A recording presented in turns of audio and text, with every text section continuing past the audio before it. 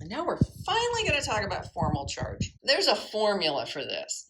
I hate using it because it's so darn confusing to people and frankly to me.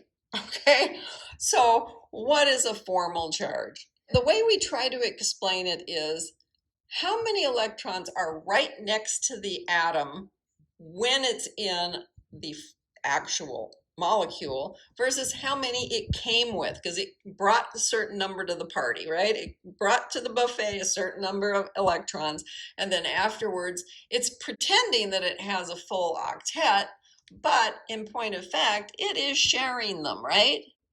So the way that I like to work through this is to say to myself that in this one, this carbon in the center and the 3 chlorines, 2 oxygens, okay? This is what I end up with for my Lewis structure. And then I'm saying, well, are there any formal charges involved? Now, what they have on this formula, they say V, that's for valence electrons. That is, how many did it come in with? Okay, so it came with, right? And then subtract off, and they have L plus 1/2 B. Well, what are L and B? These are the lone ones, so the lone electrons that aren't in bonds. And then this is the number of bonds. So all I'm saying here when I say 1/2 of B is that I only get to count one of the 2 that are in the bond as being with my atom. The other one belongs to the other atom on the other end of the bond because we're sharing, right? So that's what this whole thing is. And that's how you come up with a formal charge. Now, if you are working with this picture, you can sit there and say, hey, there are 3 things here. I had a carbon and I knew it came in with 4. Okay, so came with 4.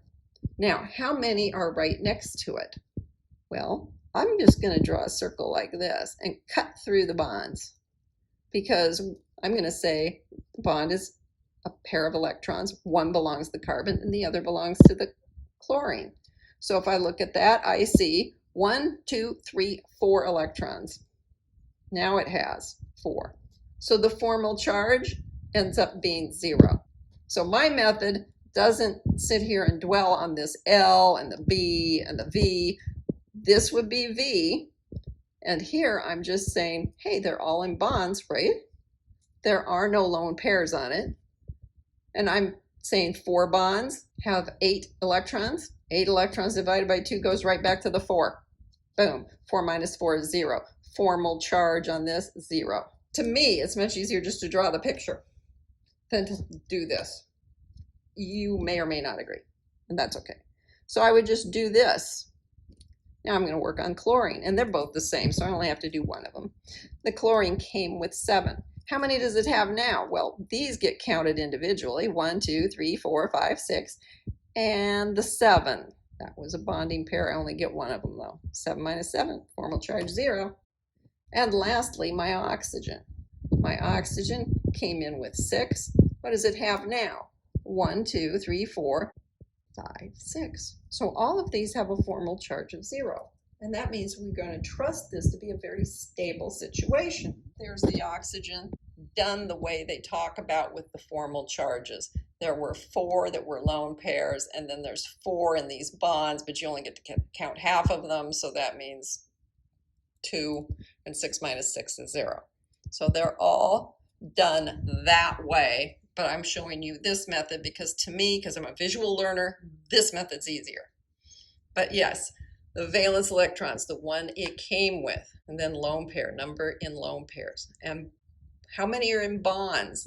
Half of B is the number of bonds because each bond's 2 electrons. So now, the sum of the formal charges is going to be equal to the charge on the molecule, which should be a 0, or the ion, which will be some number. That means that if you have an actual molecule that's neutral, the formal charges should add to 0. And they did for this. So huzzah, we got that one right, okay? The configuration that has the lowest total formal charges is going to be the one that's most stable and most likely to be found in real life. That doesn't mean the others can't exist, but they will be less common. So I also have a little more to do on this star because I was going to do another one. I was going to do phosphate. Phosphate is PO4 and it has a 3 minus for a charge. I want to do this because this one didn't have a charge, but this one does. So I'm expecting that this is going to give me some formal charges because I have a charge on the total ion. So what do? I say there's one phosphorus. It brings in 5 electrons. There's 4 oxygens. They each bring in 6. And I have a charge on it, 3 electrons from the charge because it was a -3. Overall, that gives me 32 electrons to work with. Now, the phosphorus has to be on the inside. The oxygens are more electronegative. They are going to be their typical greedy bastards and raid the entire buffet table first, right? There are 4 of these oxygens. They're each going to want 8 electrons around them. This is 32. So there are no lone pairs on the phosphorus, okay? So I can start drawing. I can put P in the middle and I can say, all right, here we go. Here's all these oxygens. They're all out here like this. And I might initially think, hey, I'm just doing this. Every one of them looks like this. A single bond to phosphorus. This is not right. But this is what I'm going to draw right now because that's my first thought is that I could just do that. Now I could go through and figure out the formal charges. If I'm going to do that, all the oxygens look the same. Let's do the formal charge on one of them, all right? Now it came with 6, right? We know that. It came with 6. But now I see that it has 1, 2, 3, 4, 5, 6, 7 around it. So it has a -1 formal charge. Well, that's okay. I need some negative formal charges because this should be a -3. Uh-oh, a -3? Really? That's not good. I can't have 4 of them that are -3. Or, well, what would that mean? Well, let's look at the phosphorus for a minute. The phosphorus, because of where it is in the periodic table, came with 5 electrons. Okay, so it came with 5. And if I circle it like this, I can see 1, 2, 3, 4 electrons. So it has a +1 charge. So if I drew this, it would come up with the -3 that I was looking for because I would have a positive charge on this one and every one of these would have a negative charge on it. So there we go. Those would add up to -3, but we can do better, okay? Now, how could we do better? I see I have a positive next to a negative. I do have to check something first before I do this. Where is phosphorus in the periodic table? It's in the 3rd period, which means there are S's and P's, and there are d orbitals, although they are currently empty, right? When I first come with a phosphorus atom, there's nothing in the d orbitals, but they do exist. That is important because what we're going to do with this is going to violate the octet rule otherwise. And it's okay to violate it because phosphorus is low enough in the periodic table that there is a place for extra electrons. So what am I going to do? A plus and minus so close together?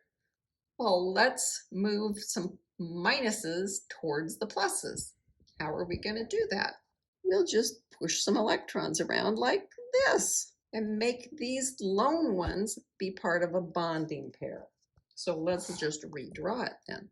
We would have these like this. This would be a double now. These oxygens would all be out here with all their electrons, just like that. They would have a formal charge of -1 because I haven't changed them. But this one now is going to look different, and so will the phosphorus. So let's look at this oxygen in particular. This oxygen came with 6, right? And now if I draw the circle around it, I see it has 1, 2, 3, 4, 5, 6. So now its formal charge is 0. And let's look at the phosphorus. The phosphorus came with 5, and now it has 1, 2, 3, 4, 5 around it. So now its formal charge is 0. I have 3 formal charges that are -1, which is what we would expect because it's supposed to have an overall charge of -3. So this is the preferred look for a phosphate ion if we're going to use a Lewis structure to draw it.